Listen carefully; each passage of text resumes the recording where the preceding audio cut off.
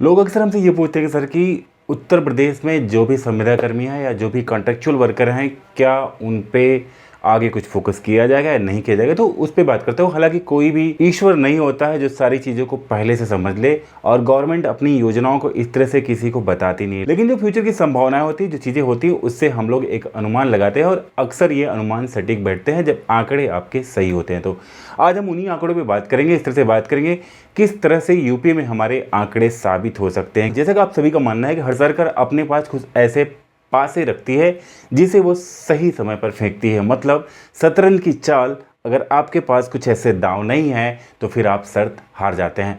बात यहाँ पे वही है, सरकार अपने पासे में कुछ कुछ ऐसा रखती है, अपने पाले में कुछ न कुछ ऐसा दांव रखती है जिसे वह मेन टाइम पे उपयोग करती है, जैसा कि आपने अभी देखा। मैं बात कर रहा हूँ मोस्टली हरियाणा के सरकार की। हरियाणा में इस बार जो लोकसभा के रिजल्ट आए थे, आपने देखा ठीक निगेटिव। जिस बार जहाँ पे बीजेपी 10 सीटों में थी, वहाँ पे उन्होंने अपनी 5 सीटों को सीधा सीधा माइनस किया। यहाँ पे बराबर इंडिया और एनडीए दोनों बराबर पे थी, जिसको देखते हुए विधानसभा के इलेक्शन में कांग्रेस ने ये पूरा समझ लिया हुआ था कि हमारा चुनाव यहाँ पे फाइनल है। लोगों ने आपस में मिठाइयाँ बांटनी और सीएम पद के लिए लड़ाई भी शुरू हो चुकी थी। लेकिन जनता का मन और सरकार की नीतियों के बारे में कोई फ्यूचर से नहीं जान सकता कि वो क्या करेगी।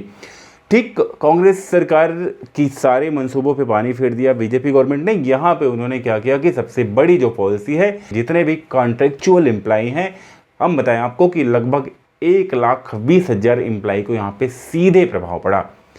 आप जानते हैं कि हरियाणा एक बहुत बड़ा स्टेट नहीं है, आपके यूपी के इतना बड़ा स्टेट नहीं है, लेकिन यहाँ 1,20,000 एम्प्लॉयज़ से जुड़े जितने परिवार हैं, उनकी सिंपैथी सरकार के साथ में कन्वर्ट हो गई, और आज रिजल्ट आप देख पा रहे हैं। बात करिए सिंपैथी कहाँ से आई, तो सबसे बड़ी चीज़ यहाँ पे ये है कि 1,20,000 जो कॉन्ट्रेक्चुअल कर्मी थे, उनके अस्थायीकरण के लिए सरकार ने यहाँ पे नीति लाई कि इन्हें 58 साल तक कोई निकाल नहीं सकता। इनके लिए प्रत्येक 1 साल में 2 बार इनके मानदेय इंक्रीजमेंट किए जाएंगे। जैसे ही ये दोनों रूल्स सामने आते हैं तो सरकार अधिक बहुमत से जीतती है और कांग्रेस के मंसूबे पर पानी फिर जाता है। अब जैसा कि यूपी में लोकसभा का चुनाव हुआ था, जिसमें आपने देखा कि 36 सीटें जो है समाजवादी पार्टी की, उसमें 33 सीटें भारतीय जनता पार्टी में लिया था। लेकिन क्या आपको लगता है कि विधानसभा में चीज़ें इस तरह से पड़ लेंगी? क्योंकि सरकार के पास जो भी दांव है वो अपने समय पे खेलती है, और यहाँ भी ऐसे कई एम्प्लॉइज़ हैं, ऐसे कई लाख परिवार हैं जो कि जुड़े हुए हैं। अगर सरकार कुछ ऐसे दांव पेच खेल देती है जिस तरह से उन्होंने हरियाणा में किया, तो जाहिर सी बात है बहुत सारे लोगों का फ्यूचर यहाँ पे संवर जाएगा।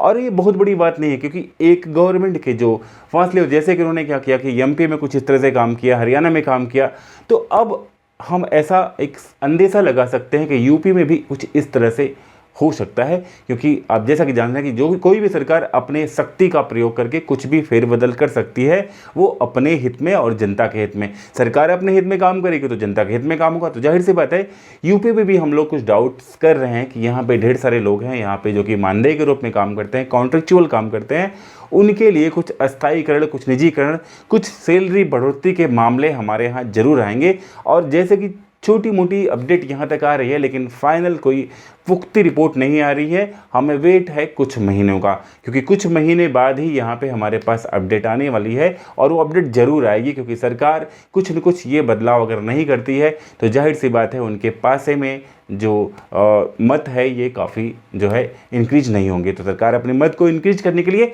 यूपी के जो बड़े मुद्दे हैं, जो सरकार एक वेतन की बात, समान वेतन की बात कर रही है, और यहाँ पे जो है वेतन इंक्रीजमेंट की बात करिए, अस्थायीकरण की बात करिए, उन तमाम मुद्दों पे सरकार कहीं न कहीं विचार कर ही रही है। और जैसे इन पे विचार होता है, जैसे ही थोड़ा सा मामला नज़दीक होता है, सरकार ये पासा जो है फेंकेगी और अपने पाले में सारी गेम कर लेगी। जो भी चीज़ें आपको यहाँ दिखाई थी वो फ्यूचर सीधा बदल जाएगा, जैसा कि मेरा मानना है। आपका क्या मानना है कमेंट में जरूर दीजिएगा। लेकिन मेरी ये राय है कि डेफिनेटली इस पे विचार सरकार को करना होगा, अगर उसे अपना फ्यूचर सही करना है तो। और जाहिर सी बात है सरकार को अपना फ्यूचर सही करना है तो इस पे पॉजिटिविटी न्यूज जरूर आएगी। तो आई होप आज की छोटी सी अपडेट में हम लोगों ने 2 राज्यों को मिलाकर के कुछ जानने समझने का प्रयास किया। उम्मीद करता हूँ वीडियो को पसंद आई तो लाइक करेगा, चैनल पर अगर नया तो सब्सक्राइब जरूर कर लेंगे। मिलते किसी और वीडियो में, तब तक के लिए जय हिंद, बाय दोस्तों।